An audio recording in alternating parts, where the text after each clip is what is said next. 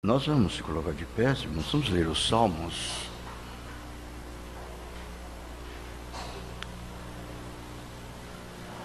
Salmos é o 124. Só Deus pode livrar o seu povo.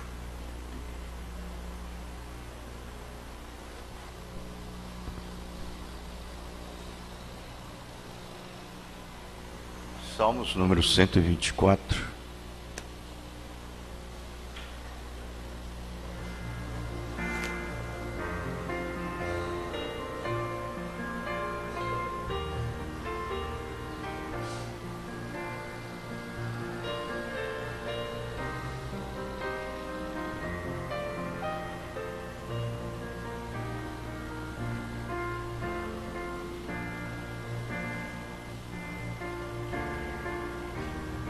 Se não fora o Senhor que esteve ao nosso lado, ora, diga Israel,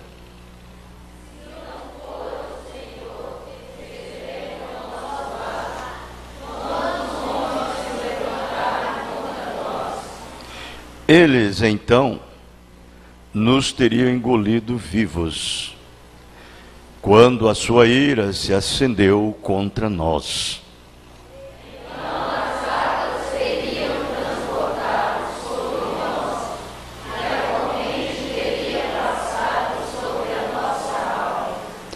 Então as águas altivas teriam passado sobre a nossa alma. Bendito seja o Senhor, que não nos deu por presa aos seus dentes. A nossa alma escapou, como um pássaro do laço dos passarinheiros. O laço que se quebrou-se, e nós escapamos todos. O nosso socorro está em o nome do Senhor, que fez o céu e a terra. Amém. Amém. Podeis se assentar, irmãos, por favor.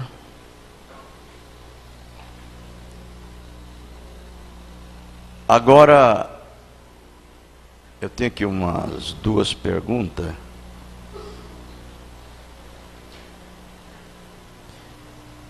Me fizeram aqui duas perguntas.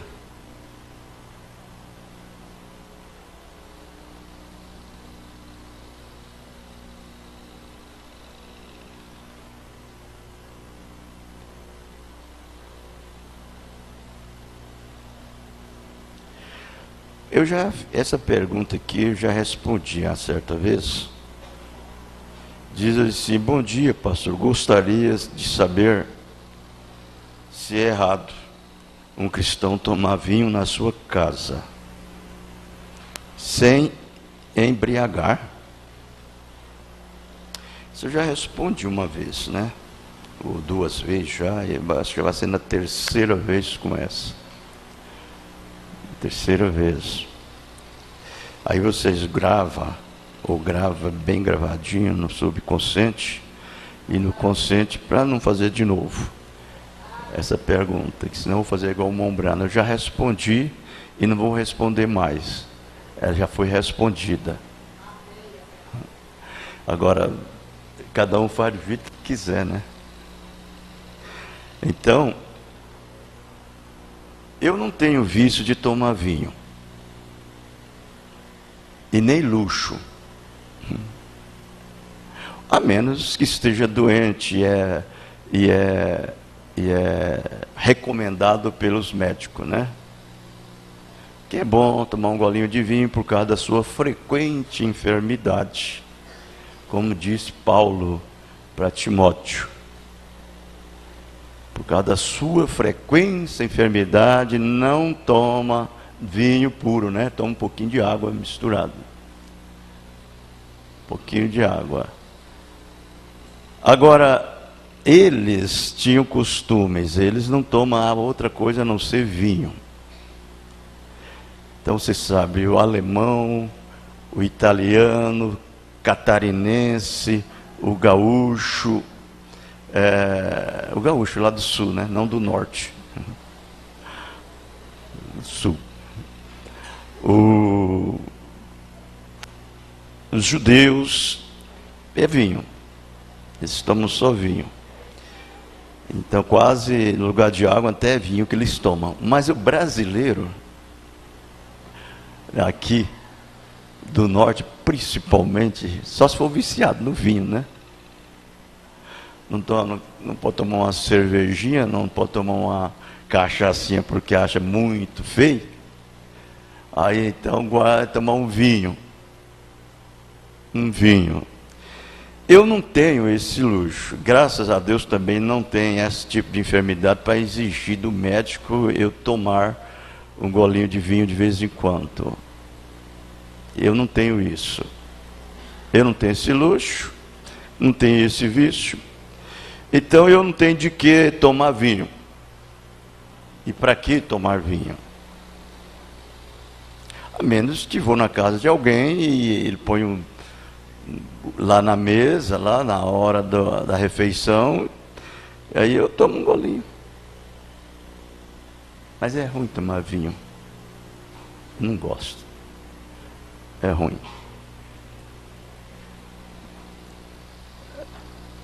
Agora, se essa pessoa tem costume, né? Desde novinho, de criança, papai e mamãe ensinou, ele tem esse costume, digamos que é um mestiço italiano, alemão, gaúcho, judeu, não sei o que ele é lá, tudo bem, isso aí é uma questão dele. Mas se ele é uma criança do pé rachado, então vai tomar vinho porque ele tem um sanguinho de um álcoolzinho no sangue, né? Aí não pode ficar sem tomar um vinhozinho, porque se tomar cachaça ou cerveja, dá na cara, né? Então tomar um vinhozinho, porque pelo menos faz com que disfarça um pouquinho e passa um vinhozinho na garganta. Na garganta, né, irmão? Igual o pastor da determinada igreja lá disse para o seu membro que o membro gostava de tomar uma cachaçinha e falou para o pastor que ele estava ruim, parece que ruim da garganta e tal, e precisava de... E aí o pastor disse para ele passar um pouquinho da cachaça na garganta, né? Mas passar aqui, na garganta. E ele chegou lá e mandou lá, põe lá uma tragada boa lá e ó, meteu na garganta, tomou, né? O pastor disse, não, irmão, eu falei para você passar na garganta. Ah, pastor, eu pensei que era por dentro. Então é aquela coisa, né? O cara já está com vontade de tomar uma cachaçinha, aí ainda dá uma orientaçãozinha dessa e a coisa vai mesmo, né? Aí tem lá uma garrafa, 1 litro de vinho lá dentro da geladeira que dá uma voltinha por lá e outra voltinha, eu não posso me apartar do vinho. Não pensar que não, tá aí chamando o cachorro de cacho. Isso é verdade. Muito bem. Agora, aqui há uma outra pergunta. Também já respondi essa pergunta. Pastor, lá em São Mateus, capítulo 5, versículo 22, fala que se alguém disser louco, será réu do fogo do inferno. Não é só disser louco, é chamar o seu irmão de louco, né?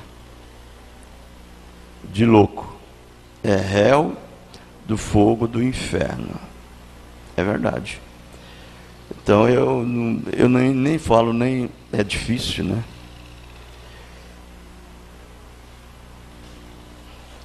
A palavra louco é uma coisa difícil, chamar um outro de louco, né?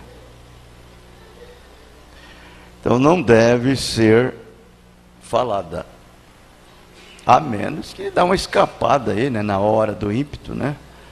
Mas Você sabe que você não tem esse costume, isso foi um acidente. Não é não, amor? Agora, se anda só com ela na boca, louco, louco, louco, louco, louco, aí é uma coisa diferente, né? Aí é diferente. Aí não aguenta com nada, é louco. Fulano é louco. Fulano é louco. Isso é errado. É errado até você deixar um escapar, quanto mais chamar, direto. Não pode. Tem que se sentir corrigido, né? Isso é verdade. Não pode. A Bíblia diz, ele é réu do juízo do fogo do inferno. E é verdade. E nem tão pouco pode encolerizar contra o seu irmão, porque já é réu de sinédrio.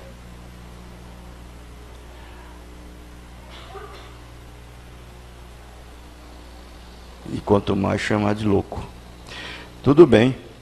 Agora, essa escritura que nós lemos, esse salmo que nós lemos, o verso 7,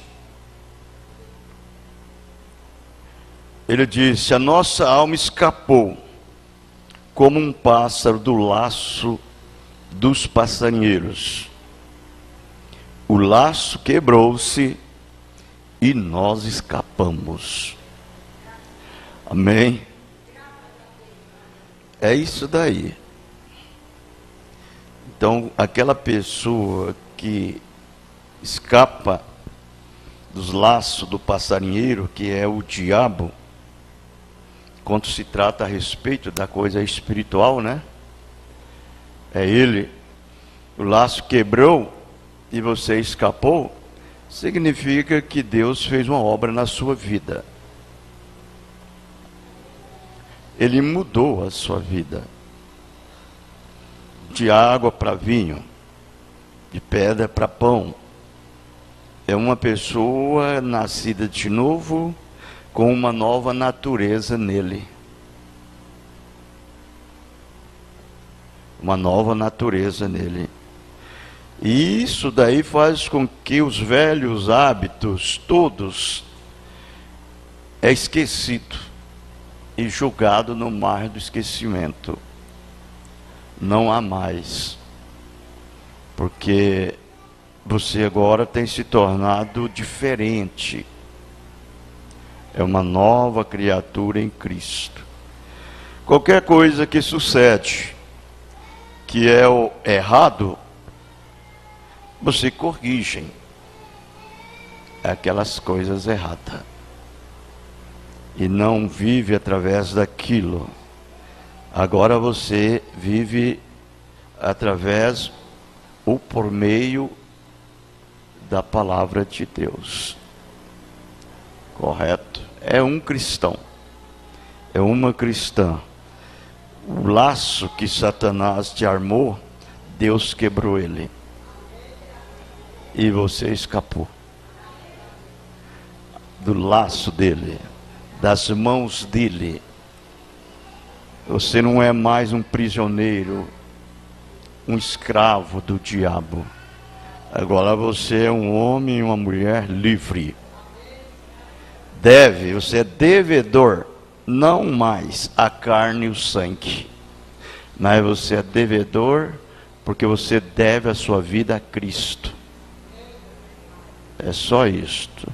Então nós somos diferentes em tudo.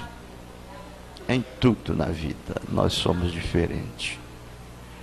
Nós somos cristãos. Em demonstração deste nome de cristão, é a nossa vida que nós vivemos. Então ela é que confirma a nossa cristandade.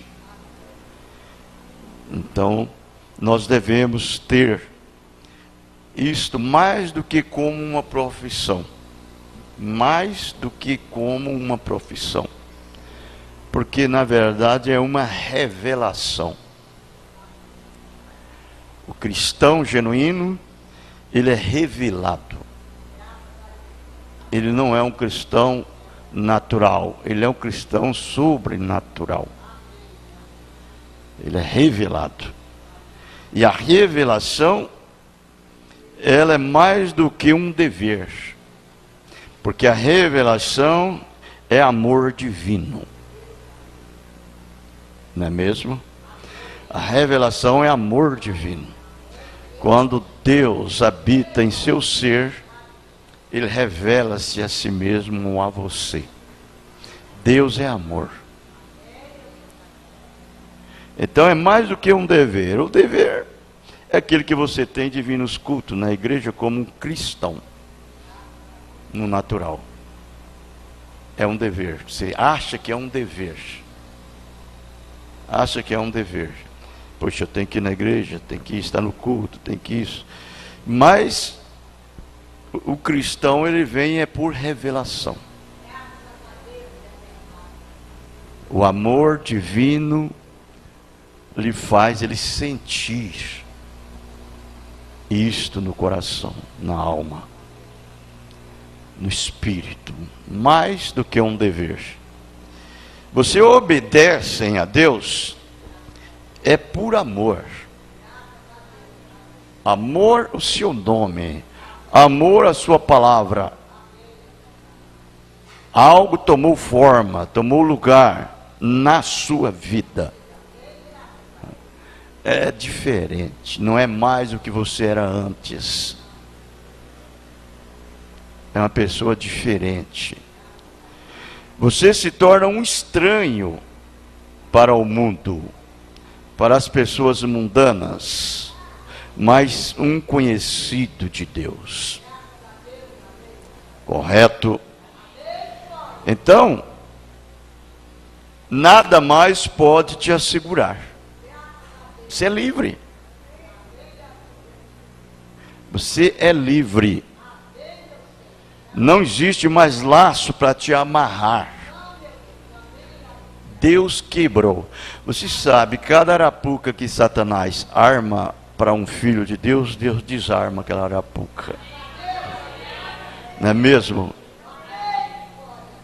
Cada barreira que ele coloca, o atrapalho, Deus desmancha aquilo. Cada laço, Deus quebra. Deus quebra. E você serve a Deus livremente. Simplesmente desinteressado de qualquer coisa. Você não tem pretensão nenhuma. Nada. Não tem nenhum pretexto. Você não serve a Deus por pretexto. Você serve a Deus porque Deus está dentro de você. Correto?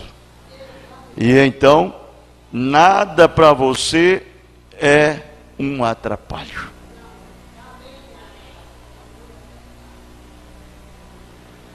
As pessoas acham difícil servir a Deus. Elas acham difícil servir a Deus, porque na verdade ela vê as formas, o padrão, o modelo do cristão, e ele sempre está empenhado neste trabalho, nesta obra de amor para com Deus, este companheirismo. Eles dizem bem assim para vocês, sabe, eu acho que não precisa ir na igreja não, para ser cristão, ou para ser crente, ou para servir a Deus. Você pode servir a Deus em casa. Eles falam bem assim. Você pode servir a Deus em casa. Eu acho que não precisa, quando uma pessoa não está mais, ele já perdeu o gozo, a alegria, o estímulo de servir a Deus, ele fala bem assim, ó, eu acho que eu mesmo vou fazer o meu culto em casa. Eu não preciso de ir na igreja. Eu vou servir a Deus aqui mesmo. Eu sirvo Ele aqui mesmo, eu faço aqui mesmo. Olha, você sabe, eu tenho o Espírito Santo na minha vida. E o Espírito Santo, ele é o meu líder, ele é o meu guia.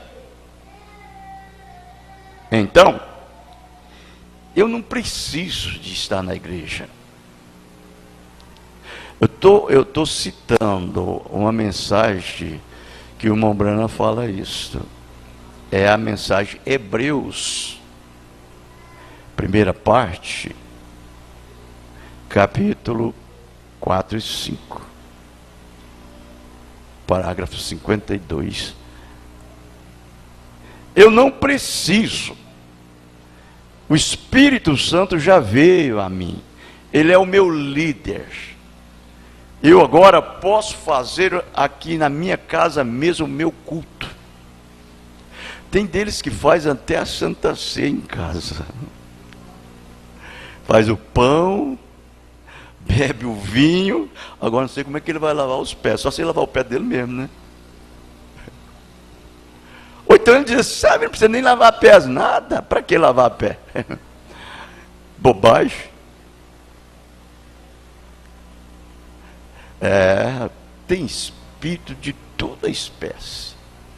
Toda espécie tem espírito. E ele é religioso. Ele é religioso.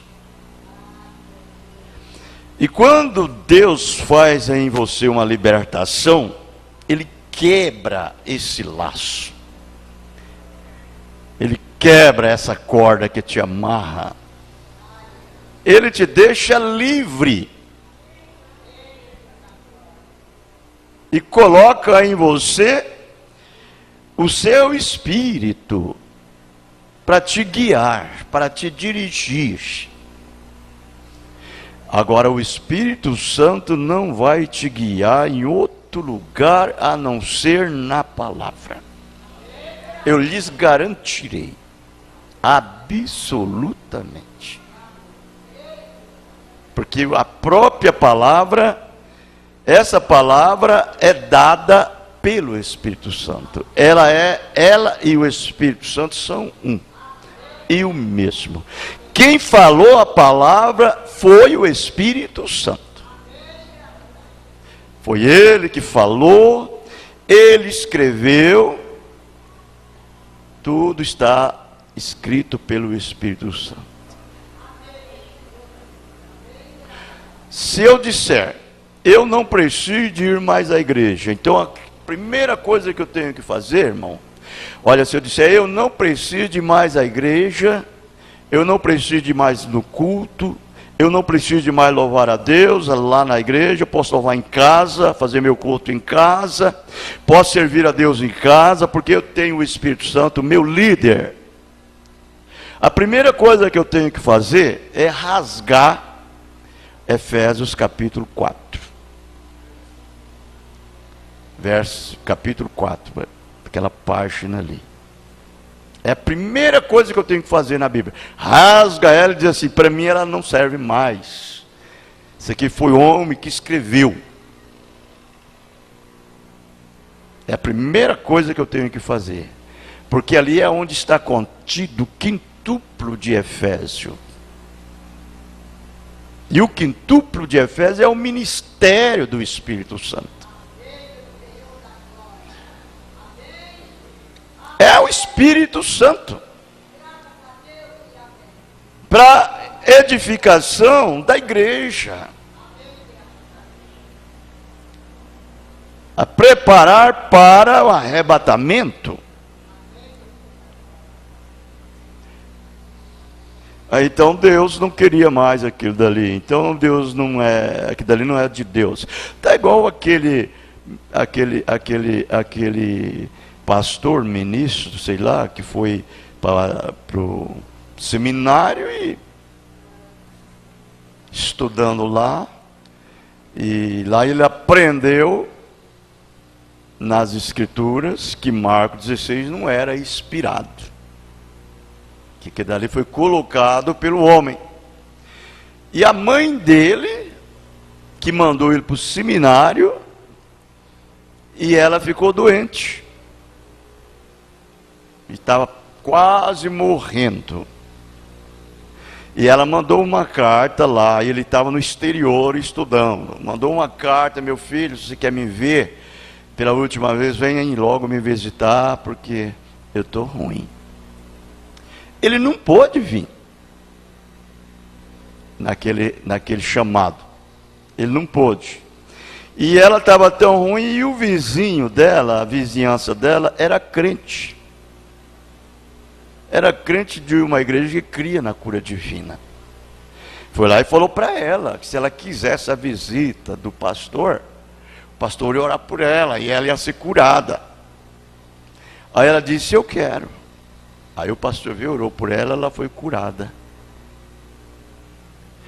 Quando o filho recebeu a férias, ou recebeu o diploma, sei lá como é que foi, ele veio para casa, aí disse para ela: mamãe, que conversa era aquela que a senhora mandou uma carta para mim, dizendo que se eu quisesse ver a senhora, que eu viesse logo? E a senhora está viva aí até hoje? Aí ela disse: meu filho, é porque eu estava doente, eu ia morrer mesmo.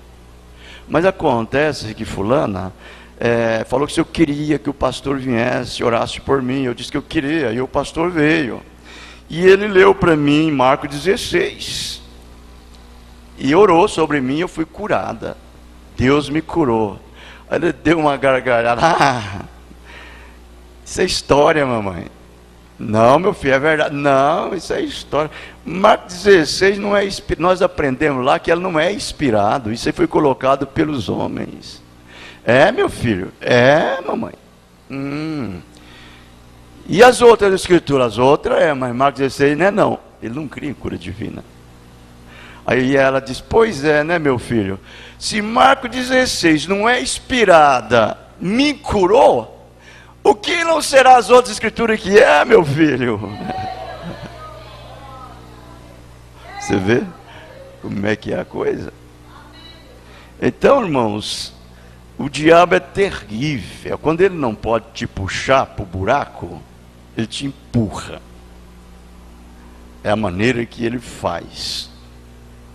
Ele inventa todo tipo de coisa para te manter sob a sua sujeição. Amarrado, preso.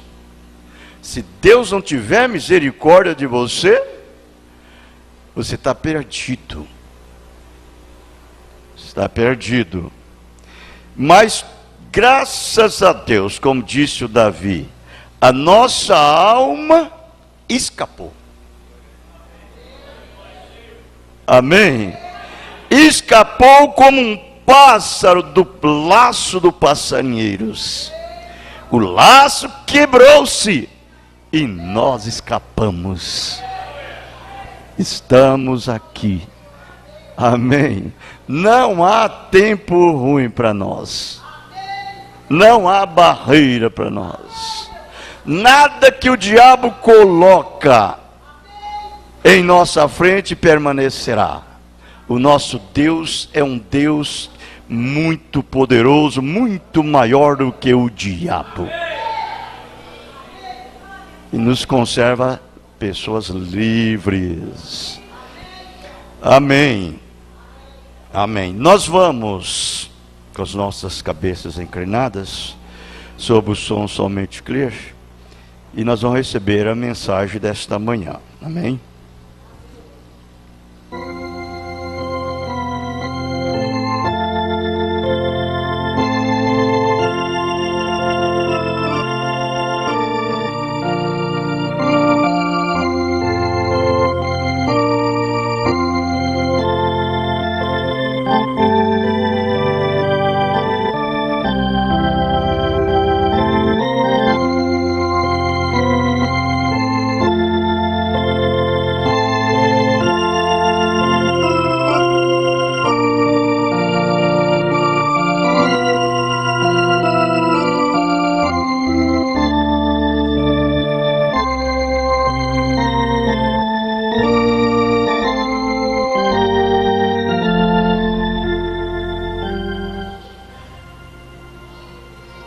Aleluia, graças a Deus.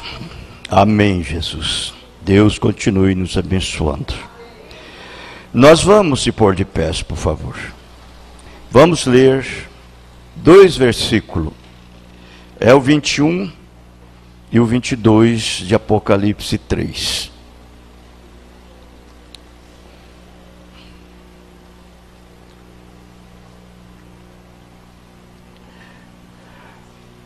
Ao que vencer, lhe concederei que se assente comigo no meu trono, assim como eu venci e me assentei com meu Pai no seu trono.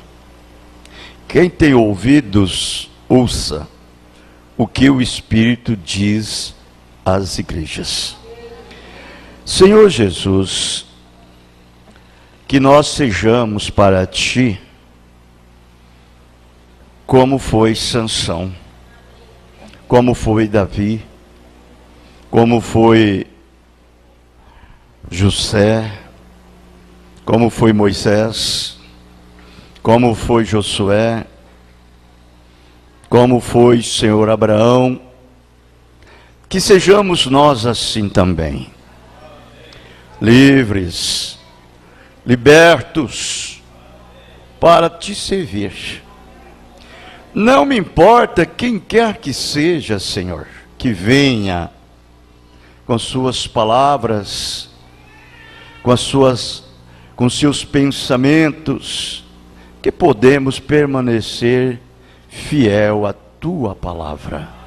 Nós Te agradecemos por isto, no nome do Senhor Jesus Cristo. Amém. Amém. Podeis se assentar, irmãos, por favor?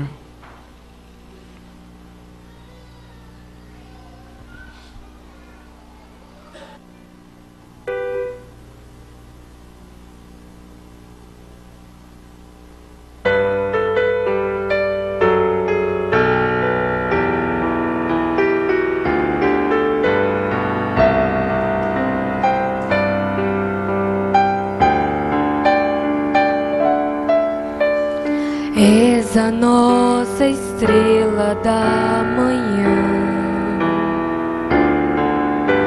Cordeiro Santo que nos trouxe a paz. Em Tuas mãos está todo vencer,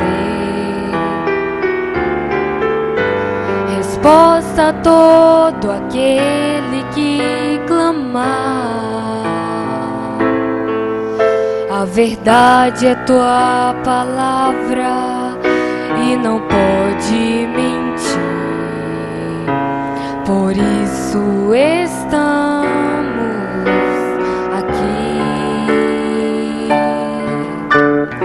És a nossa estrela da manhã, Cordeiro Santo que nos trouxe a paz.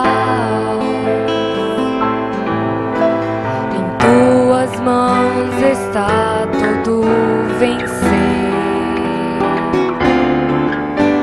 resposta a todo aquele que clamar.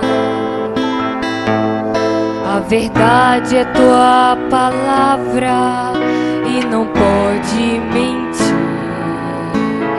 Por isso estamos aqui.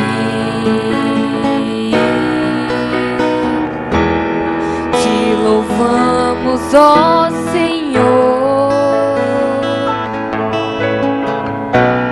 pelo Teu imenso amor. Manifesta o Teu perdão e poder, e assim vamos Te adorar para sempre. Pra sempre Te amo, ó Deus.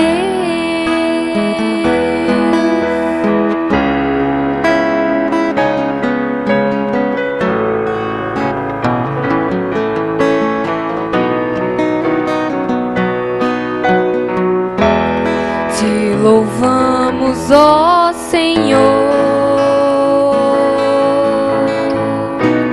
pelo Teu imenso amor.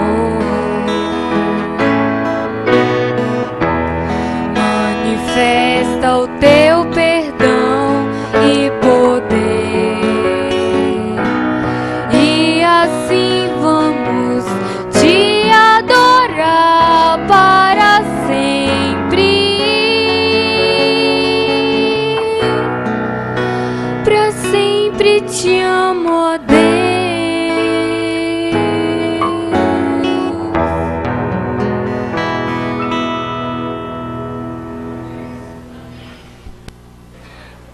Amém, amém. Nós estamos vindo, irmãos, finalizando as 7 eras da igreja, e estamos na era de Laodiceia. E nós temos aprendido durante as eras a forma em que aconteceu através de Satanás operando desde o princípio até chegar aonde nós temos chegado. Lá do Jardim do Éden, nós vamos ver, temos aprendido que Adão e Eva,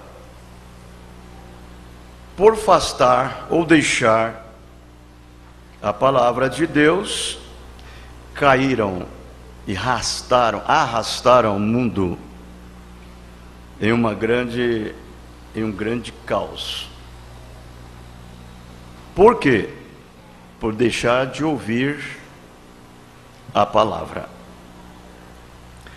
Agora, Deus deu isto para nós através do profeta,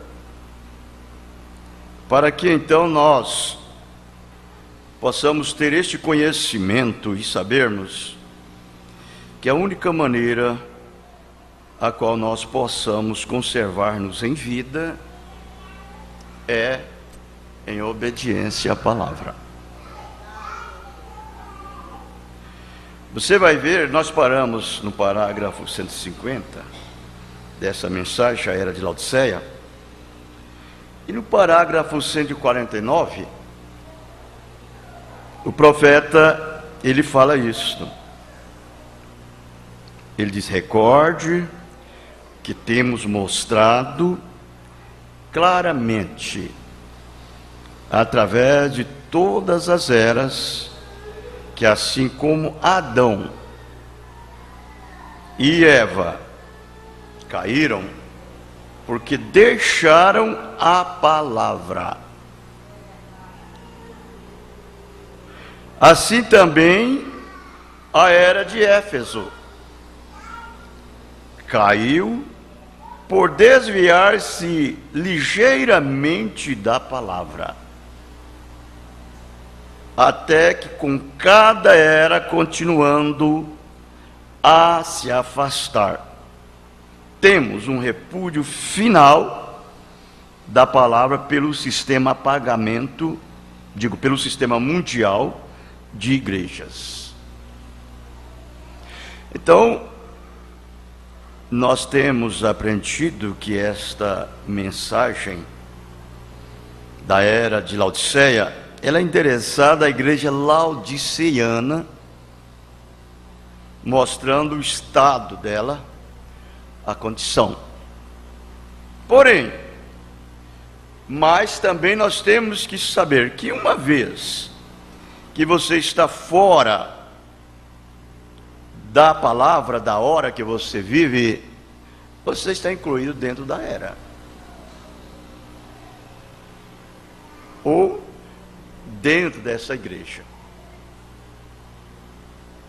É necessário que tenhamos o Espírito Santo nas nossas vidas para nos manter fora disso, não é mesmo? Para que então, como eu disse, sejamos pessoas livres, fora. Essa era que nós estamos vivendo, a era de Laodiceia, como disse o Mombrana, ela é uma era curta, rápida, e que as duas sementes, elas estão tendo líderes para levar a um amadurecimento rapidamente, tanto o joio como o trigo. E nós vamos observar nessa mensagem, no parágrafo 150, ele dizendo: esta era é a última das 7 eras da igreja. O que começou na primeira era, ou era de Éfeso, deve e irá chegar à plena frutificação e colheita na última era, ou era de Laodiceia. As duas vinhas produzirão seu fruto final. Os dois espíritos terminarão sua manifestação em cada um de seus destinos finais. A semeadura, a irrigação, o crescimento, tudo está acabado. O verão terminou. A foice é agora lançada na seara.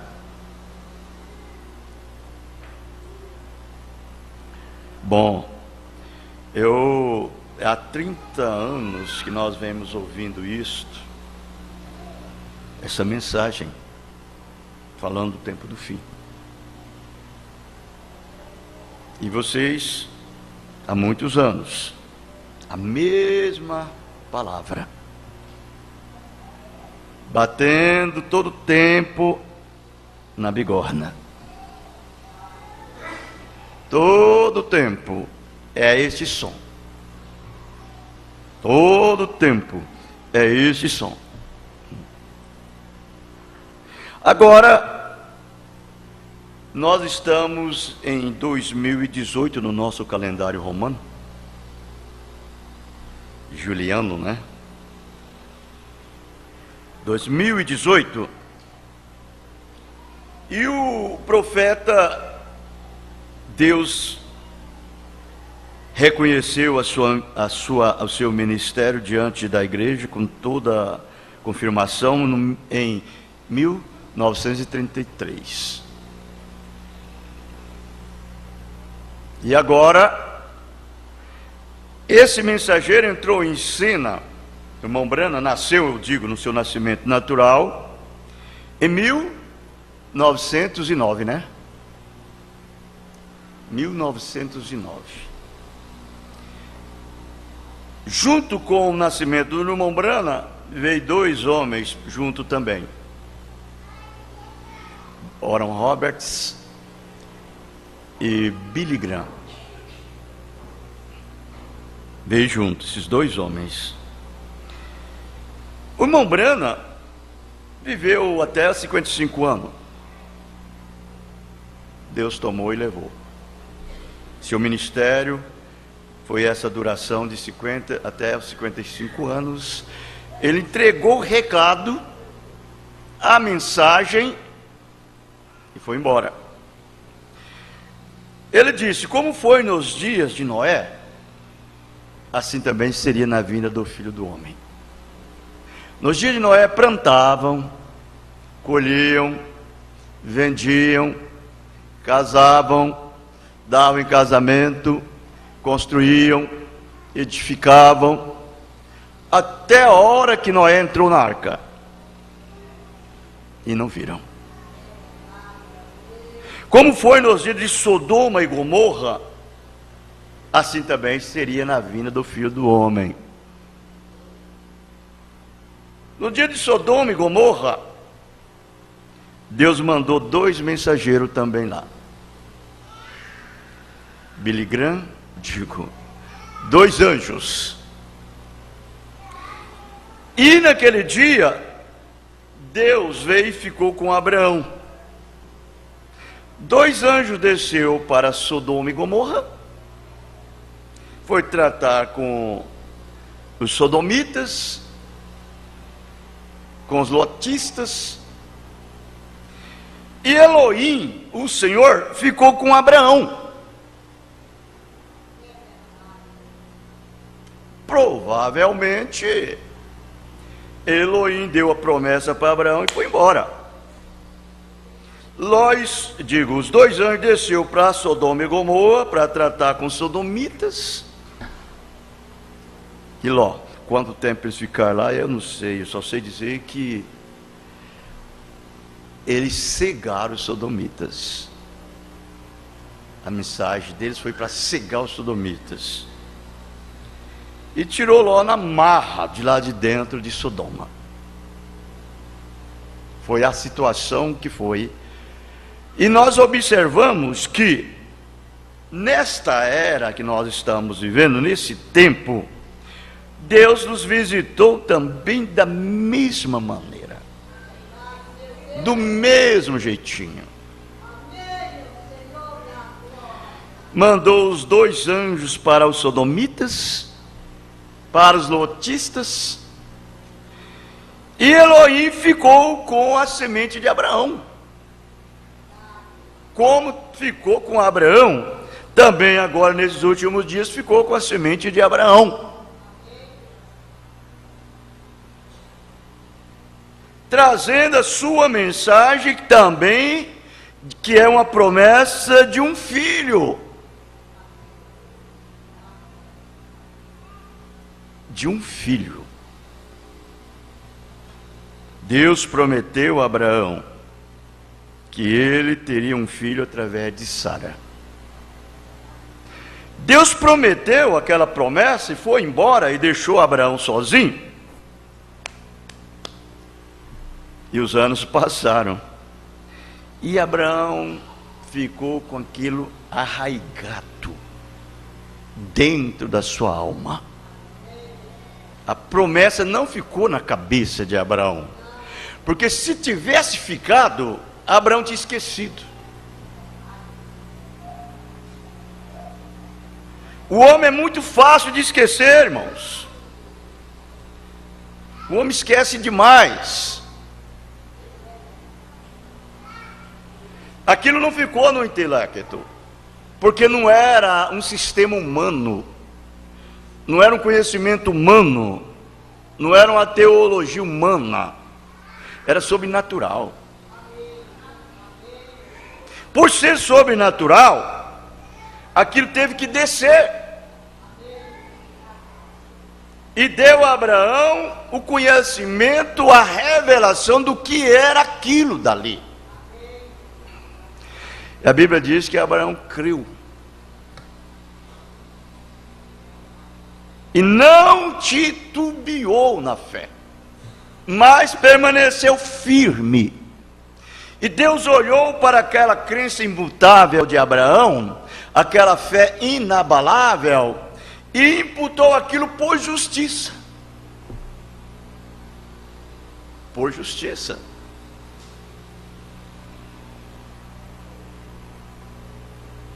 Porque Abraão foi revelado que ele teria um filho através de Sara.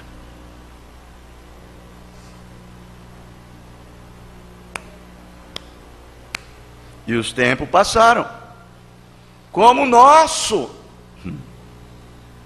Deus não deu uma nova revelação para Abraão. Deus simplesmente foi adicionando a revelação. Correto? E de acordo com aquilo foi adicionando, mais firme Abraão ficou.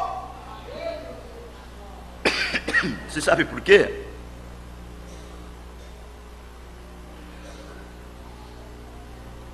Porque Abraão, ele se fortaleceu na fé. Não no físico, não no intelecto.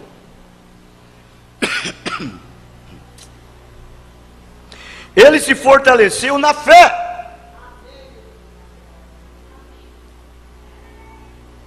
Mais o tempo passou, mais forte Abraão ficou. A prova é que Deus, quando apareceu pela última vez de novo para Abraão, Ele não disse para Abraão que ele estava novinho em folha fisicamente, mostrando que fisicamente Abraão tinha dilacerado, tinha acabado, tinha arruinado, mas espiritualmente não. Porque o que chama e atrai a atenção de Deus é a sua fé, é a revelação. É isso que atrai. E nós vamos encontrar que quando Abraão já estava acabado, o tempo já tinha passado, 25 anos tinha rodado naquilo dali.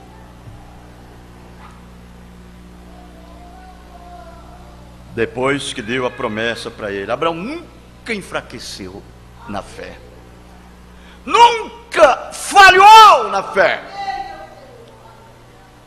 Ele podia estar velhinho, cabeça branca, com a sua benguela, segurando ali com o seu bastãozinho, mas ele cria dentro dele: Deus prometeu, Deus cumprirá. Ele sabia qual era o posicionamento de um crente na palavra.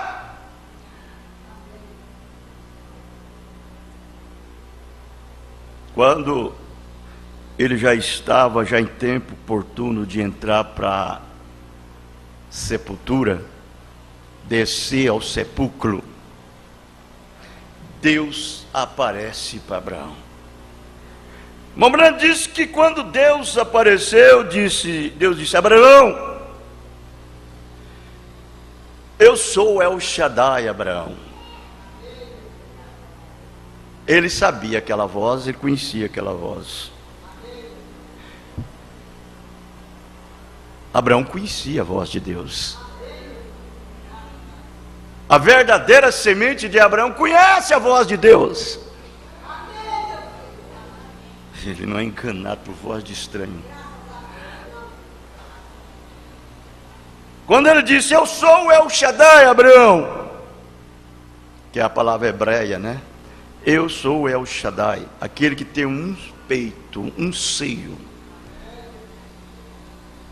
E ele disse: Abraão, você está velho, a sua idade já foi, sua virilidade já foi, as suas forças já acabou. Você está retornando para o pó, Abraão, você está se acabando. Não tem mais jeito para você, agora é só o sepulcro. Mas eu sou o El Shaddai, Abraão. Vem aqui a mim. Provavelmente ele apareceu para Abraão, como apareceu no dia da promessa para ele, que deu a promessa. E disse para ele: agora você coloca a sua cabeça no meu seio e alimente-te a ti mesmo, fortalece-se a si mesmo, você revigora as suas forças. Agora já não era mais espiritual somente, agora era física. Era física, irmãos.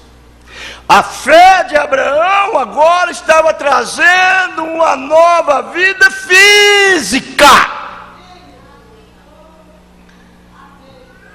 Não era mais espiritual, porque a espiritual estava segura. A espiritual já era aquela aparição de Jeová, de El Shaddai para Abraão, já era uma resposta daquela fé firme na palavra, sem titubear, sem falhar.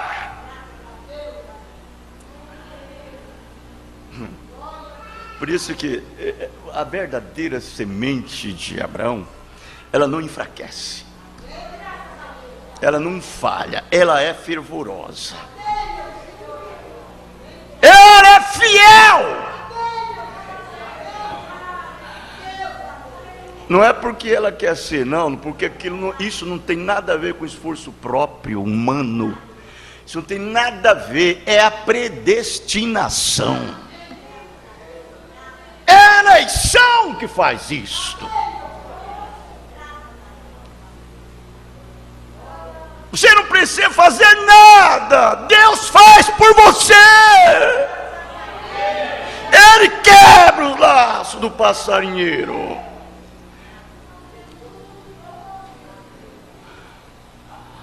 desse jeito.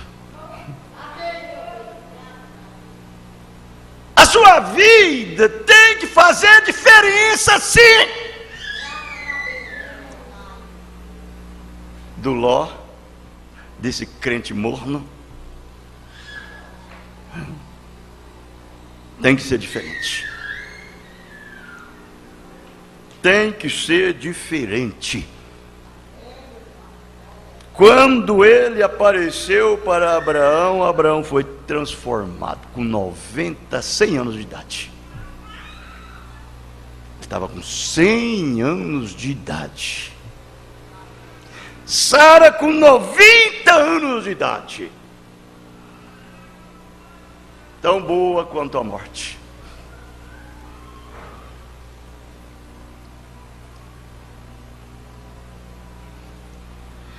Deus mudou a sua vida, transformou a sua vida. Ele transformou de um velho para um jovem, de uma velha para uma jovem. Por quê? Porque Ele deu prazer nele. Tem gente que fala bem assim: sabia, eu não vou fazer nada porque não é eu que faço, é Deus, mas é Deus que faz através de você. Olha, se eu fico em casa deitado numa rede de braço cruzado lá e dizendo Deus vai vir para mim e me levantar dessa rede e me levar na igreja, eu vou apodrecer deitado na rede. Eu vou apodrecer em casa.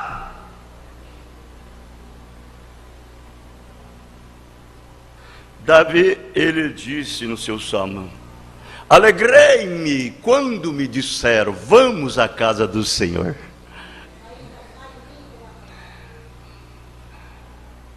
Desse jeito, irmãos. Satanás, ele faz todo quanto é tipo de problema na sua vida para impedir você servir a Deus. Ele coloca todo o empecilho. Se ele colocar um hoje e você foi impedido por ele, e você diz, sabe, é uma casualidade, isso foi uma casualidade, eu vou hoje, vou fazer isso aqui, mas depois eu vou estar lá. Ele vai colocar de novo lá. Ele vai colocar de novo, e vai colocando, e o tempo vai passando. E as suas forças espirituais vai se acabando, porque quando você passa a dar mérito a essas coisas, significa que aquilo não está arraigado dentro de você.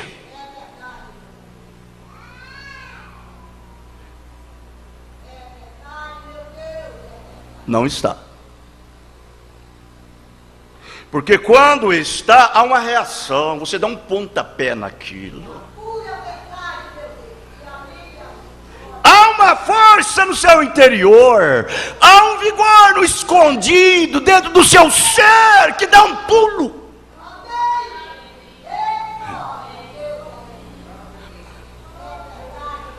Você está caminhando para um outro terreno.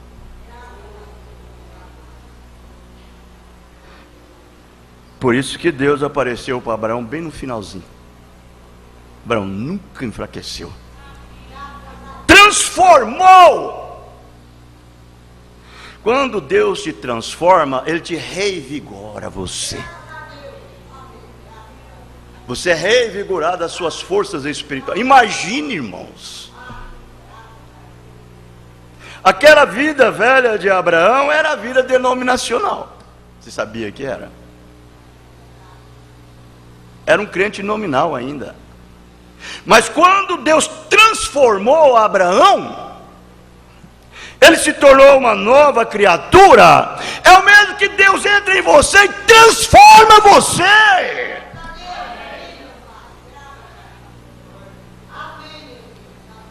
Porque Abraão não foi transformado para um corpo glorioso, não. Ele foi transformado dentro de um corpo físico.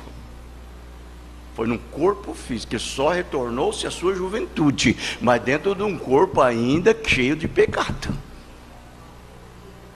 Porque o Isaac não veio pela palavra falada, não. O Isaac veio pelo sexo.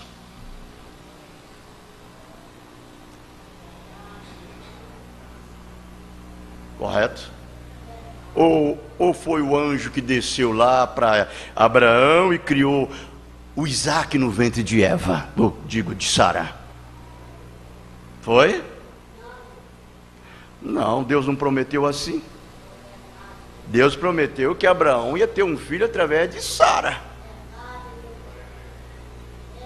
Mas aquela situação que estava Sara, fraca, acabada, arruinada, não teria condição para receber o filho.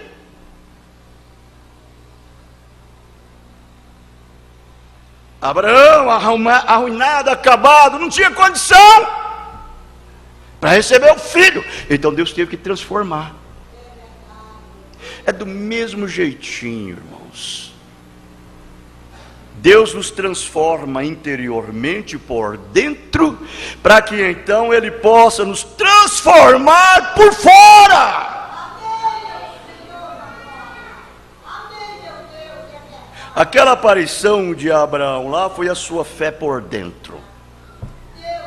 Fiel, firme, em ouvir a palavra de Deus. Mudou Abraão de um velho para um novo para receber o filho da promessa. Mas ele ficou no mesmo corpo. E nós fomos mudados e transformados. O homem de dentro está no mesmo corpo. E nós não podemos, porque a nossa promessa é espiritual, não é carnal. A de Abraão era carnal, mas a nossa é espiritual. O nosso corpo não pode receber o filho nesse corpo do carne e sangue. Então Deus transforma o homem de dentro, espiritualmente falando. Ele faz uma redenção 100%. E você permanece nesse corpo, uma nova criatura. Uma nova criatura, esperando aquele momento que esse corpo de fora é mudado também, para receber o filho. Porque esse velho corpo não pode receber o filho.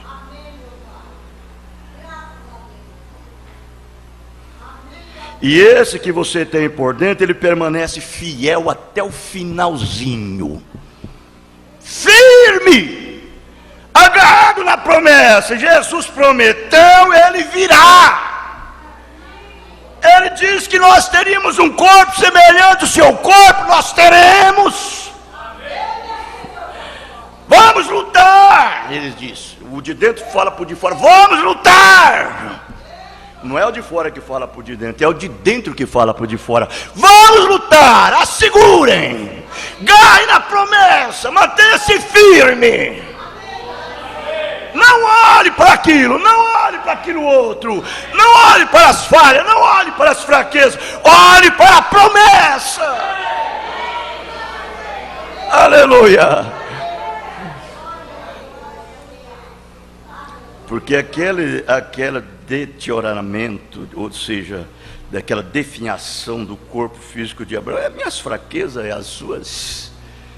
as nossas falhas, é os nossos erros, é os nossos enganos, mas aquele lá de dentro sempre está atento, ele está segurando na promessa, e Deus olha de lá e vê aquilo ali, ele vê aquilo dali, a hora virá, que a semente de Abraão herdará como Abraão herdou a promessa, esta semente herdará também. Então nós não podemos receber o filho nesse corpo. Carne e sangue não pode herdar o reino dos céus. O corruptível não pode herdar o incorruptível. O mortal não pode herdar a imortalidade. Então tem que haver uma transformação, tem que haver uma mudança, que parte do interior para o exterior. Qualquer horinha dessa, sem sensação, sem emoção, sem espetáculo público, vai acontecer. o que ele prometeu, porque nós estamos no finalzinho. Agora vejam bem, irmãos, Abraão, Deus foi embora, Elohim deixou Abraão lá, os dois anjos ficou tratando lá com Sodomas e os lotistas. Deus mandou a mensagem precursora através do profeta desta era para a noiva, os eleitos. Ele entregou a mensagem, Deus levou o mensageiro, a mensagem percorre o mundo. E aí agora, os dois anjos estão em Sodoma.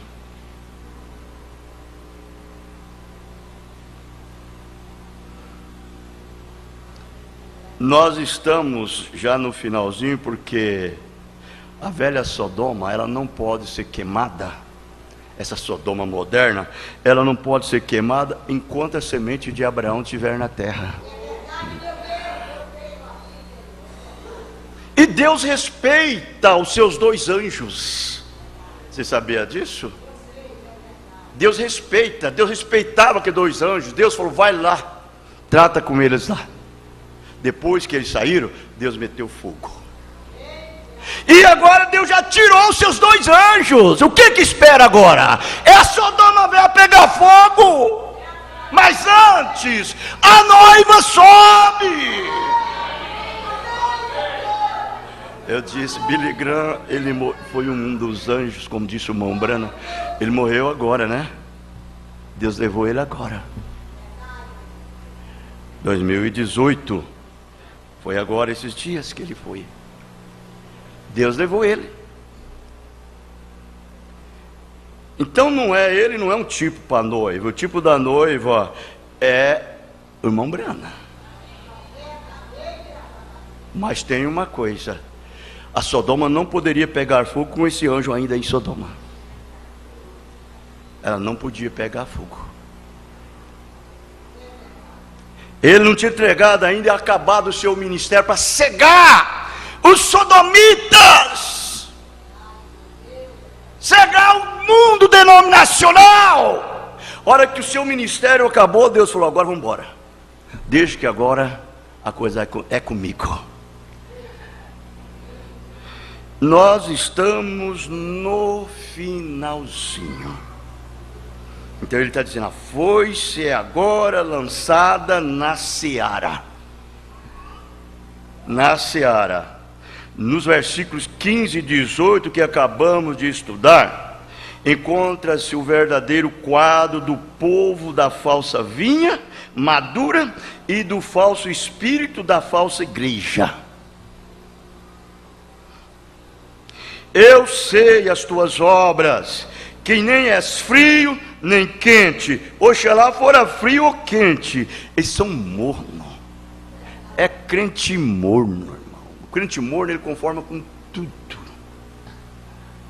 Tudo para ele está bom. Ele não tem nada para poder aquecer a caldeira dele. Ele não tem estímulo para reagir naquilo que ele deve reagir. Ele é um morno. Assim, porque és morno e não és frio nem quente, vomitar-te-ei da minha boca. Como diz rico sou, estou enriquecido e de nada tenho falta. E não sabe que és um desgraçado, miserável, pobre, cego e nu. Aconselho-te que de mim compre ouros provados no fogo, para que te enriqueças, e vestidos brancos para que te vistas, e não apareça a vergonha da tua nudez, e que unge os teus olhos com colírio, para que vejas. Agora, é lógico, essa nudez aqui, ela não é inteiramente física, ela é espiritual, porque ela se representa, ela é velada pelo próprio Espírito Santo na sua vida. Mas você não pode ser uma pessoa santa por dentro e é imunda do lado de fora. Não pode.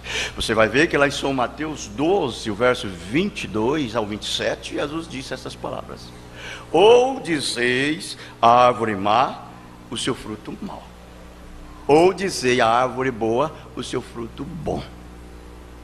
Raças de víboras, ele disse, como podeis vós dizer palavras boas, quando dentro dos vossos corações estão cheios de maldades? Não sabeis que pelas vossas palavras serão justificados, e pelas vossas palavras serão condenados? O que diz a boca, isto vem do coração. Está cheio. Então ele disse, isso foi para aqueles fariseus. Agora a matéria acaba, mas o espírito não, que é o mesmo espírito dessa era laodiceana, irmãos, dessa igreja laodiceana hoje, que está operando hoje, nos dias que estamos vivendo. Hoje ela se manifesta de dois lados, é no lado espiritual e no lado físico. Hoje eles estão velados com o véu da iniquidade, da corrupção, da podridão, do adultério, da prostituição, para não poder ver a palavra de Deus. Por isso que eles estão nu. Essa igreja laodiceana, ela é nu duas vezes, nu do lado espiritual e nu do lado físico. Como a noiva, a esposa de Cristo, ela está vestida, velada, tanto no lado espiritual como no lado físico. Não pode ver a nudez dela do lado espiritual, porque o Espírito Santo te vela.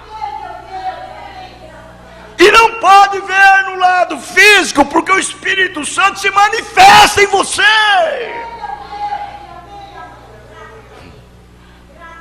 Desse jeito. Porque nós cremos em santificação. Nós cremos em santidade. Eu creio em santidade. Eu creio que para ser um cristão verdadeiro, ele tem que ser santo. E para ser santo, ele tem que ser separado de dentro para fora. Isso daí que é a realidade do assunto, não é mesmo? Nenhumas palavras jamais expuseram uma denúncia mais amarga, e nenhum povo religioso, orgulhoso e arrogante jamais a mereceu mais. Todavia, no versículo 21, ao assim como eu venci, no versículo 21, ao que vencer, lhe concederei que se assente comigo no meu trono, assim como eu venci e me assentei com meu Pai no seu trono. Encontramos o povo da verdadeira vinha, do verdadeiro Espírito, da verdadeira igreja, exaltado ao próprio trono de Deus, com o mais alto elogio, jamais presto a uma humilde e firme grupo espiritual. Nós temos que ser muito mais do que um dever, se saifar, se abstenhar das coisas imundas. Ainda muito mais porque você deve saber que imundo para Deus não é só o fumar e o beber e o jogar, não. É uma alma imunda e nojenta, carregada de todo tipo de imundícia. Porque às vezes aquela pessoa nem fuma, nem bebe, nem joga. Essa mulher nunca conheceu outro homem sem ser o marido dela. Essa moça nunca conheceu um homem na vida. E no entanto, naquele dia, ela vai ser tratada e julgada como uma adúltera e prostituta.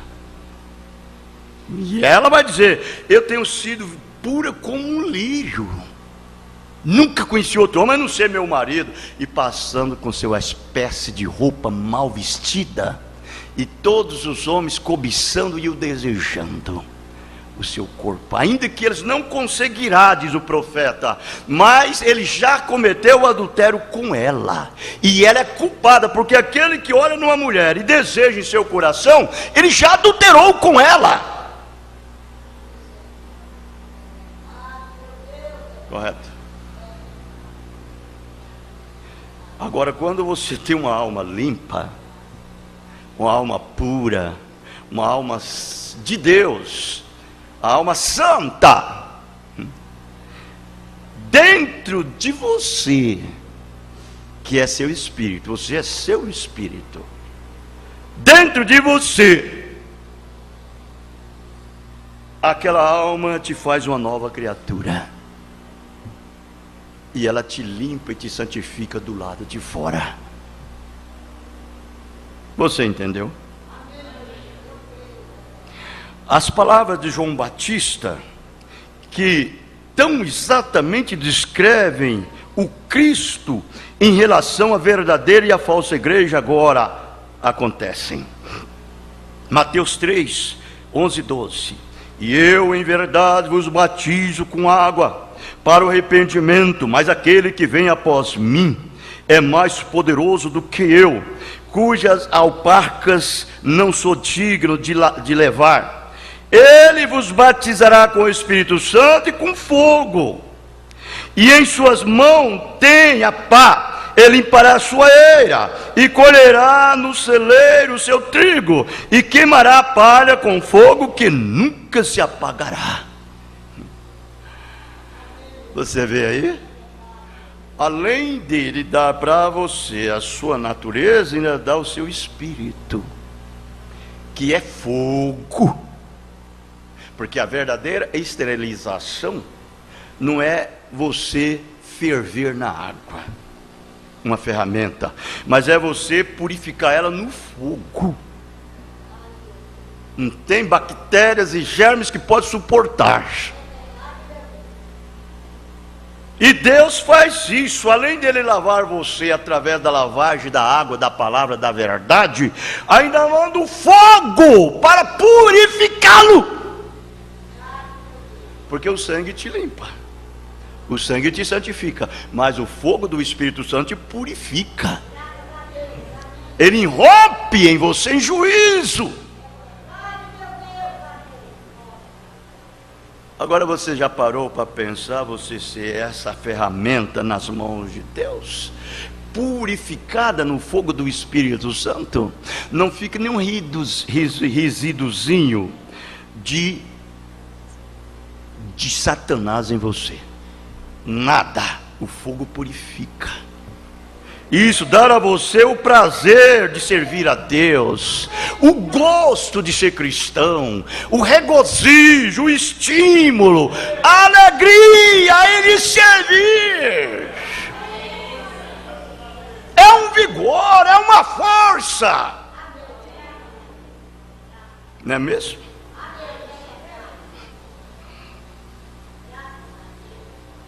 O mistério do joio e do trigo de Mateus 3, 24 ao 30, está agora também cumprindo.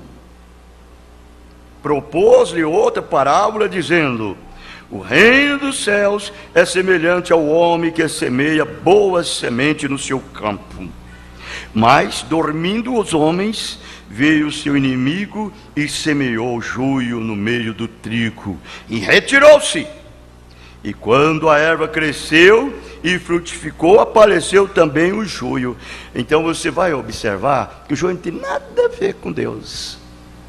Nada a ver.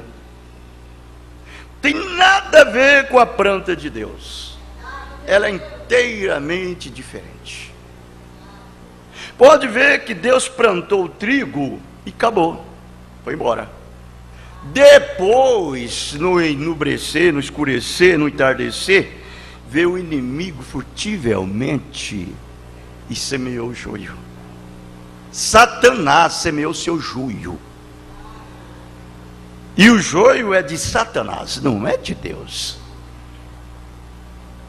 E Deus abençoa ambos, né? Ele não pode estragar sua semente por causa de joio.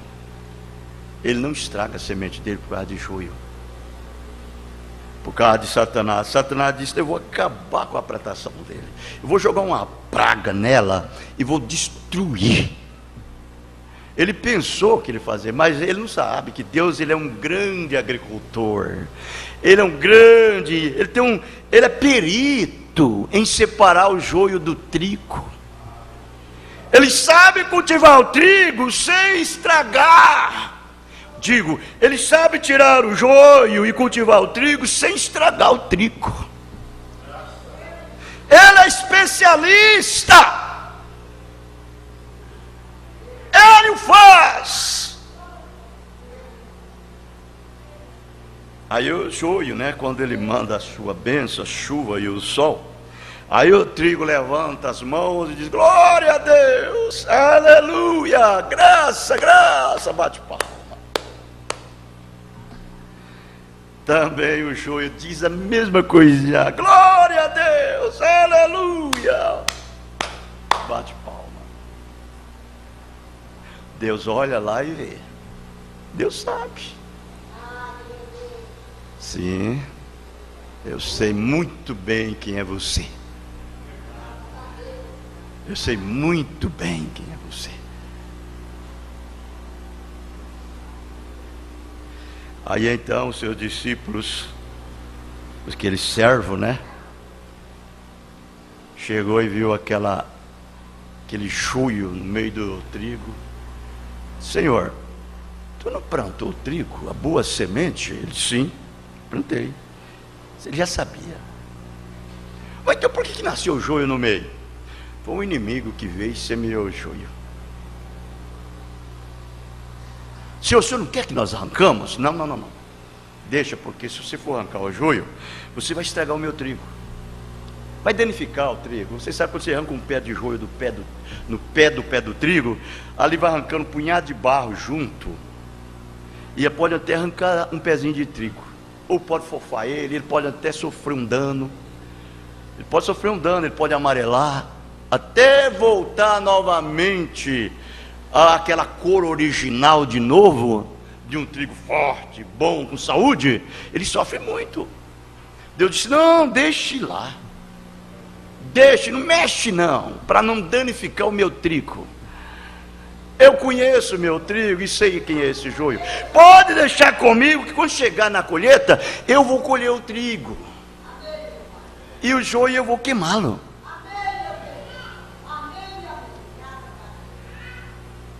Ah, irmãos, esta é a verdadeira natureza do trigo. Ela nunca quer ser igual ao joio. É o joio que quer ser igual a ela, mas ela não quer ser igual ao joio. Ela não tem precisão, ela é trigo. O trigo não fabrica, o trigo não manufatura para ser trigo. Ele já é trigo por natureza. Já está nele. Um filho de Deus não precisa fabricar para ser um filho de Deus.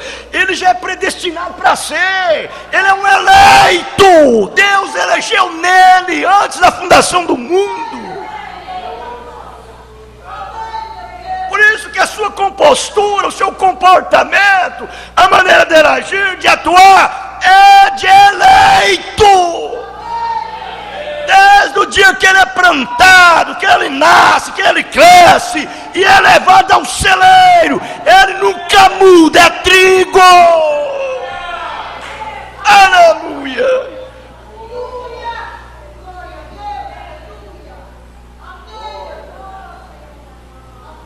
É desse jeitinho que é.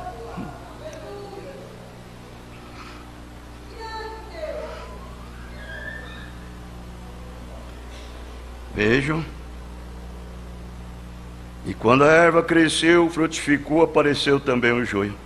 E os servos do pai de família, indo ter com ele, disseram: Senhor, não semeaste tu no teu campo boa semente? Por que tem então o joio? Ele lhes disse: um inimigo é quem fez isso. E os servos disseram: queres, pois, que vamos arrancá-lo? Porém ele lhes disse: não, para que ao colher o joio não arranqueis também o trigo com ele. Deixai crescer ambos juntos até a ceifa, e por ocasião da ceifa direi aos ceifeiros: colhei primeiro o joio e atai-o, e em molhos para queimar, mas o trigo ajuntai-o no meu celeiro. Olha, irmãs, irmãos, igreja, você deve reconhecer isso. Enquanto estávamos no mundo, não passávamos disto. Mas o dia que Deus te tirou do mundo e te posicionou na palavra, então você tem que reconhecer que você não era joio, você é trigo. Vive como um trigo, age como um trigo, atua-se como um trigo, porque essa mensagem é o celeiro de Deus. É um celeiro. Essa mensagem é que faz a separação do joio e do trigo. É ela que faz.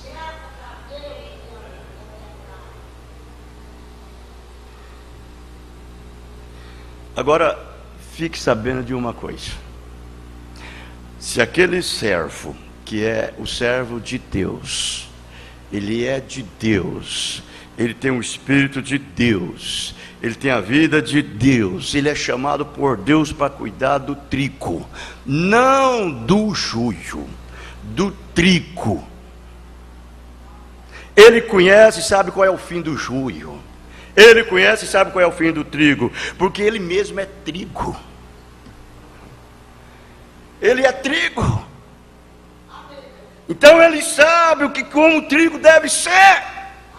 Ele sabe qual é a procedência que deve tomar com o trigo.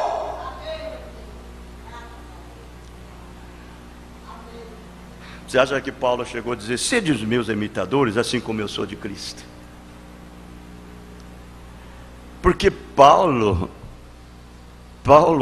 é um trigo, e todo verdadeiro trigo tem que ser como ele. O irmão Brana fala na mensagem o sinal: Senhor, deixa eu ser um irmão para meus irmãos. Deixa eu ser, Senhor Deus, um ministro entre os ministros. Deixa eu ser, Senhor, um exemplo entre os exemplos. O que ele queria dizer com aquilo, meu irmão? Ele queria dizer o seguinte: que o Espírito Santo que estava nele é o mesmo que está em você. E da maneira que o Espírito Santo age, o William Brana age na sua vida. É a mesma coisa. É a mesma coisa.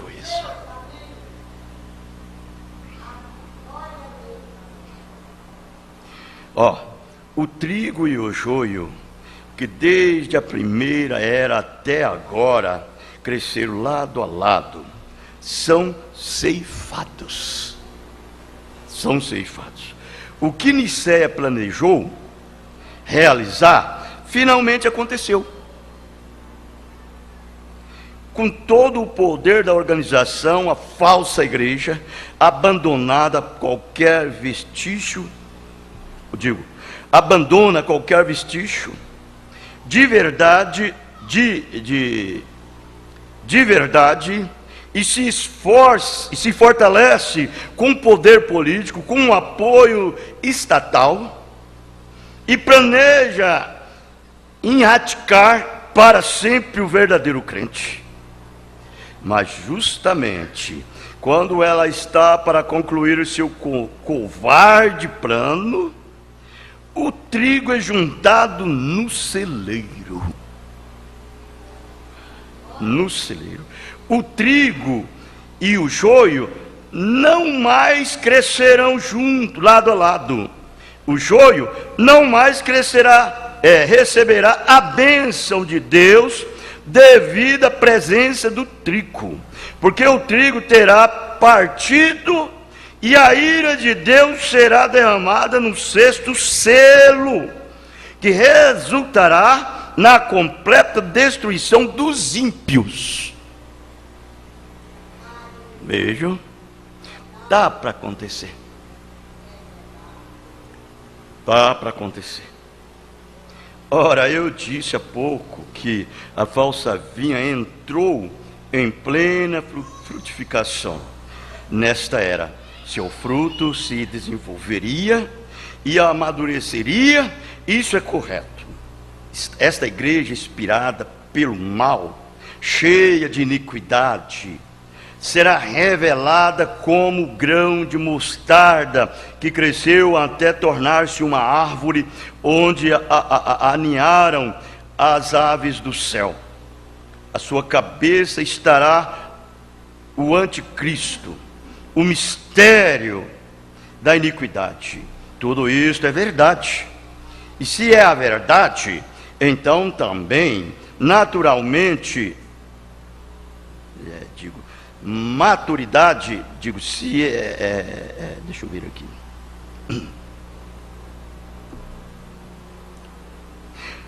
E se é a verdade, então também tem de ser verdade que a igreja noiva amadurecerá. E sua maturidade será uma identificação com seu Senhor, por meio da palavra. E sua cabeça que virá a ela é o mistério da piedade, que em verdade é Cristo. E quando a falsa igreja vier contra essa verdadeira vinha, com toda a astúcia e poder diabólico constituído de força política, forças físicas e demônios das trevas, a verdadeira vinha, com a plenitude do Espírito e da palavra, fará as mesmas obras de poder que Jesus fez. E então, à medida que ela se aproxima de sua pedra de cabeça, tornando-se semelhante a ele através da palavra, Jesus virá para que a noiva e o noivo possam estar unidos como um para sempre. Um para sempre. Você sabe que a verdadeira revelação espiritual é esta. Veja aqui, eu não vou passar para vocês, mas eu já recebi isso. Eu vou pregar numa mensagem que eu tenho aí, senão vou tomar muito tempo, e eu quero acabar isso daqui. Ele disse: as manifestações visíveis do que estive lhe falando já são todas observadas ao nosso redor. O movimento ecumênico do joio é um fato real, mas também é um fato que o profeta para a última era tem de estar trazendo uma mensagem de Deus que precursará a segunda vinda do Senhor, porque através de sua mensagem os corações dos filhos serão convertidos aos pais pentecostais. E com a restauração da palavra virá a restauração do poder. Que tempos cruciais são estes em que vivemos? Quão cuidadosos devemos ser em permanecer fiéis a essa palavra, e não tirar dela e nem acrescentar a ela, porque aquele que fala onde Deus não tem falado, faz dele um mentiroso. O que particularmente tenho em mente é isto: por volta da passagem do século, a fome por Deus que fora erigida na era de Filadélfia trouxe um clamor pelo Espírito de Deus. E quando o clamor foi respondido por Deus, enviando manifestações em línguas, interpretação, profecia, um grupo imediatamente, e muitíssimo contrário à palavra, formulou uma doutrina de que as línguas eram a evidência de ser batizado com o Espírito Santo. As línguas estavam longe de ser a evidências. Elas eram a manifestação, mas não a evidência. A falsidade da doutrina pode não apenas ser vista pela falta de escritura para comprová-la, mas aqueles que aprovaram a doutrina e se organizaram imediatamente sobre o fundamento dela, provando que não estavam na verdade, como eles fariam o povo crer. Parecia bom, parecia com o retorno do Pentecostes, mas provou que não era, não podia ser, porque se organizou. Isso é morte, não vida. Parecia tão próximo ao real que multidões foram enganados. Ora, se não era o genuíno, o que era então? Era a casca, a palha. Vocês sabem, né? O que é isso? Na forma de um tenro involucro verde. Parecia como se fosse a coisa real. Porém, assim como pode-se entrar no campo e ver o que se parece exatamente com trigo, e todavia é apenas casca, porque o grão de trigo ainda não se formou. Assim também isto era apenas a casca tenra, que se parecia como o verdadeiro grão ainda por vir. O grão original de trigo do Pentecoste tinha de voltar na última era. Ele fora enterrado em Niceia, produziu um broto em Sardo, cresceu uma borla em Filadélfia, devia amadurecer em Laodiceia, porém não podia voltar ao original, até que a palavra fosse restaurada.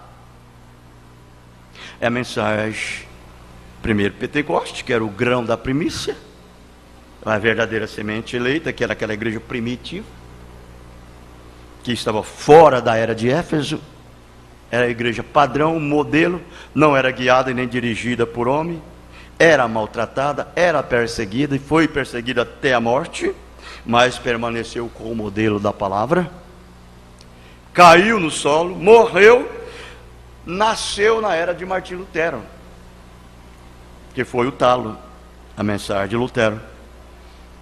Aqueles eleitos que vieram durante aquele tempo ali, que creu na mensagem de Lutero, foram salvos. Deus selou eles. Aqueles que rejeitaram, se organizou, morreu, morte espiritual. Veio uma praga física e a praga espiritual sobre eles. Então vieram uma nova geração que não conheceu a mensagem de Lutero. Aí então Deus trouxe outro mensageiro, John Wesley, com o batismo, com a santificação, a borla, que veio para pegar aqueles eleitos que nasceram dentro daquele sistema organizacional luterano, presbiteriano e etc., que não viram, não conheceram a mensagem de Lutero. Quando Wesley entrou, eles creram na mensagem de Wesley. Aqueles que rejeitaram, se organizou, morreu.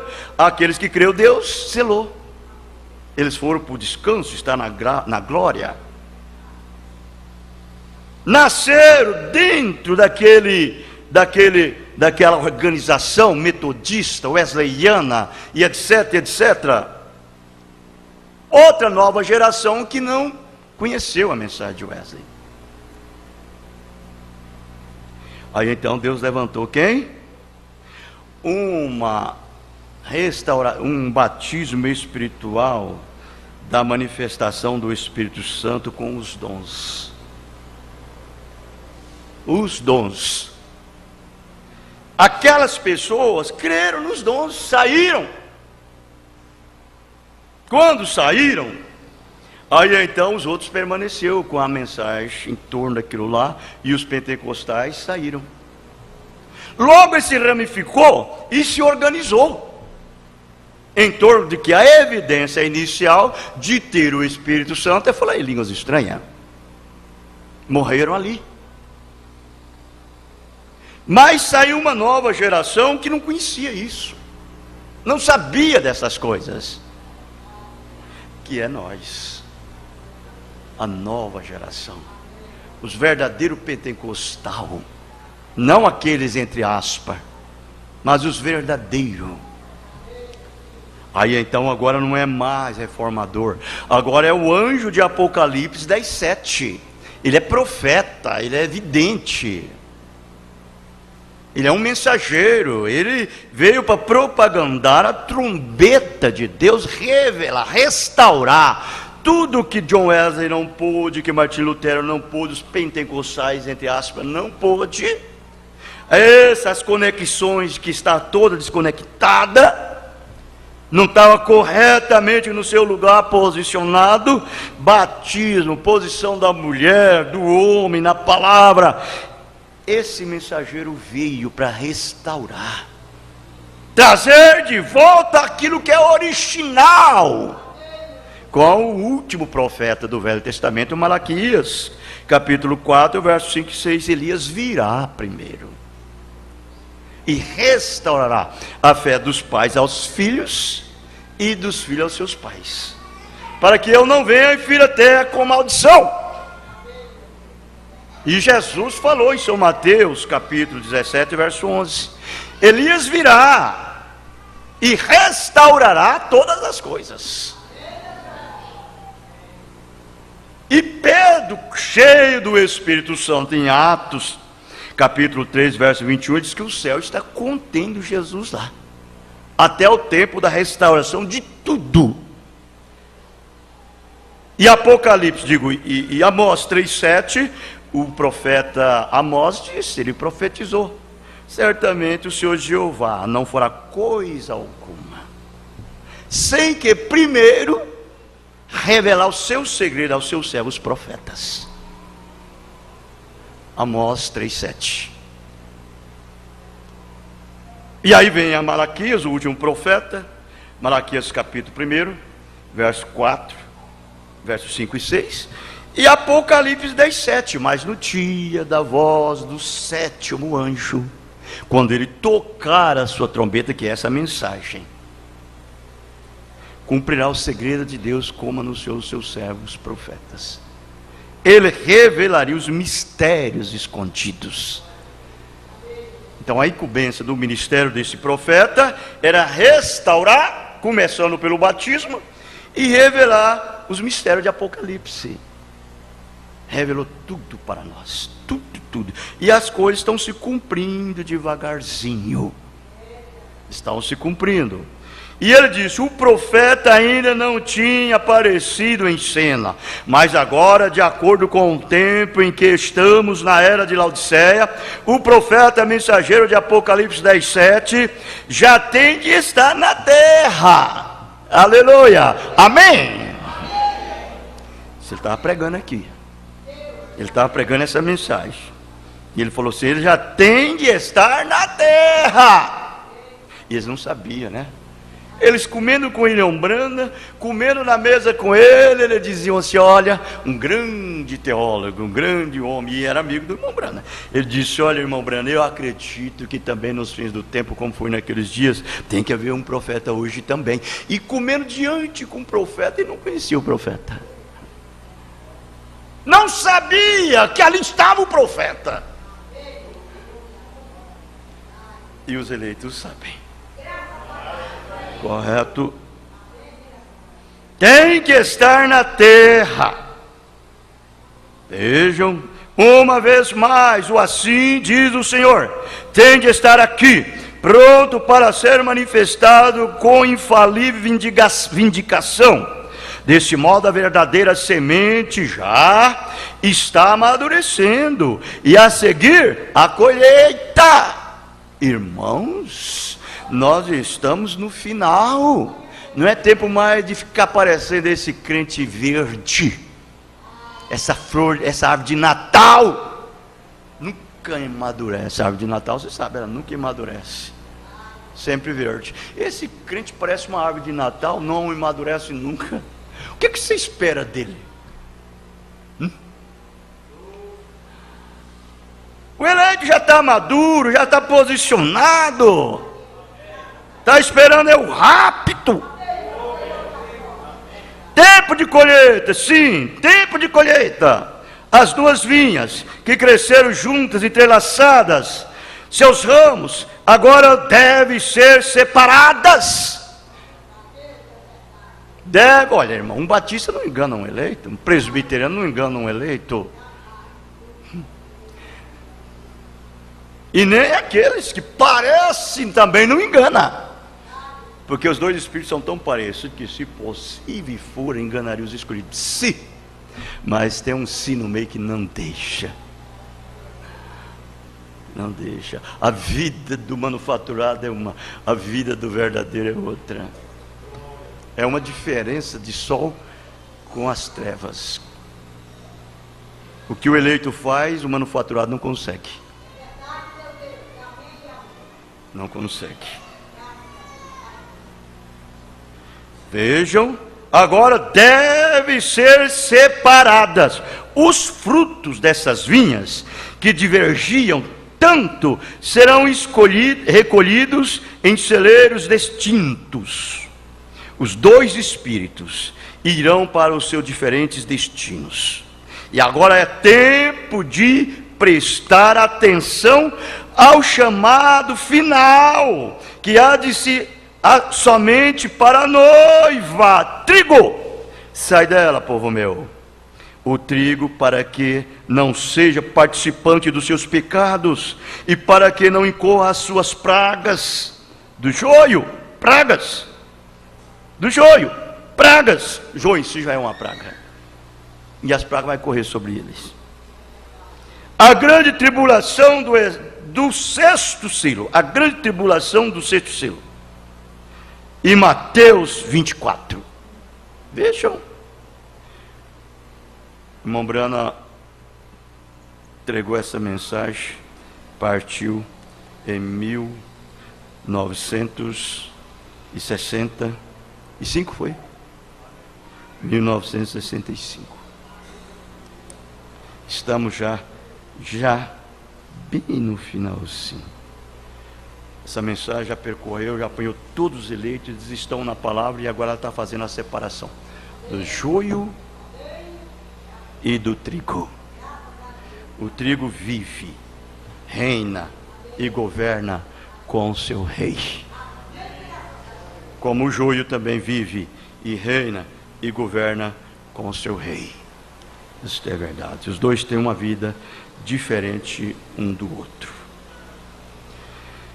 A noiva está pronta, o noivo está pronto. Vamos cantar esse hino. Qual é o número dele?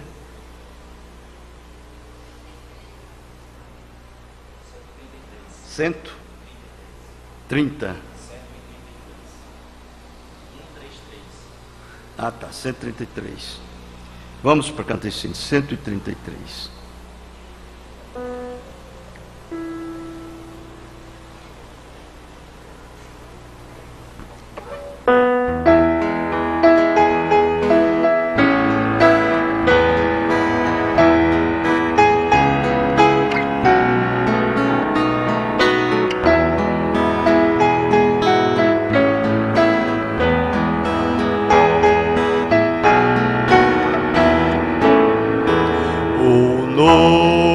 Estamos prontos para encontrar, eis que do céu virá, com nossas luzes vamos esperar, Jesus não tardará.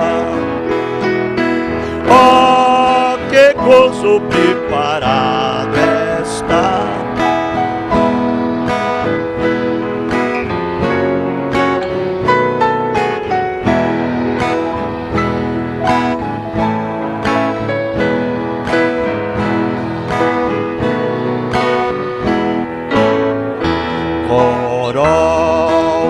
Nós teremos lá no céu, se Cristo em nós viver. Em breve Ele vem rompendo o véu, o mal vem desfazer. Oh, que gozo preparado está para os servos do Senhor Jesus. Breve Cristo do céu voltará em gloriosa luz. Lá em Sião nós vamos encontrar com nosso Redentor.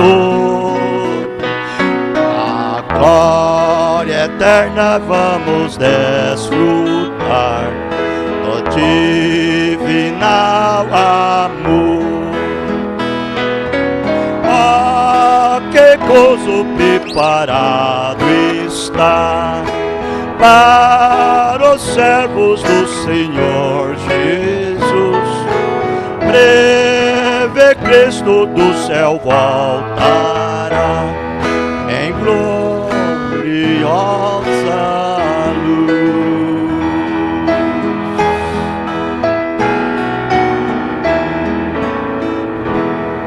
Aleluia, amém. Hoje nós cantamos, amanhã estaremos vivendo na realidade isto. Amém? Deus nos ajude. Com as nossas cabeças inclinadas. Deus Altíssimo, Todo-Poderoso, o grande eu sou. Aquele que criou os céus e a terra, os mares e tudo o que contém neles, cuja presença estamos na sua face nesta manhã, diante dos teus pés, inteiramente, Senhor Deus, te agradecendo por tudo que o Senhor fez por nós.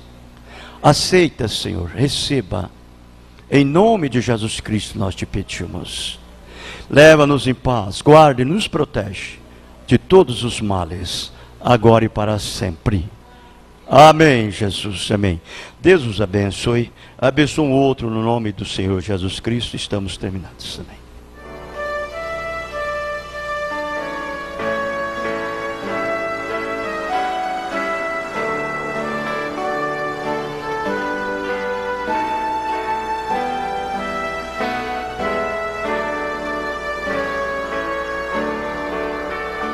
É prazer servir a Cristo nesta vida terreal.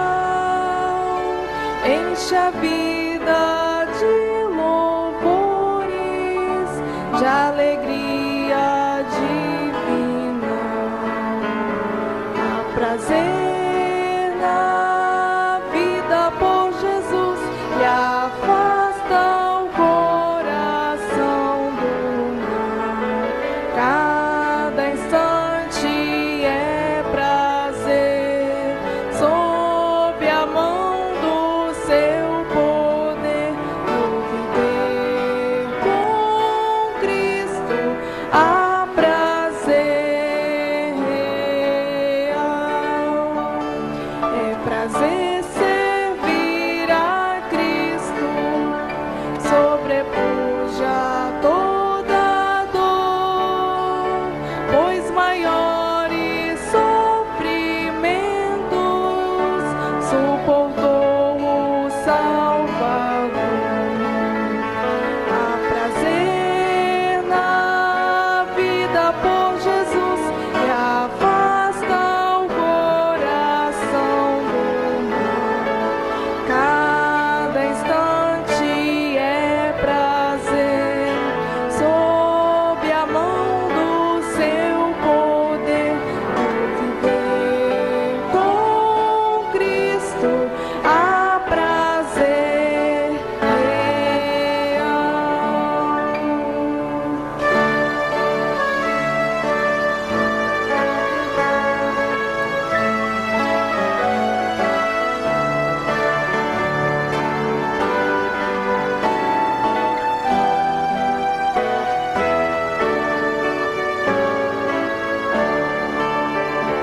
É prazer ser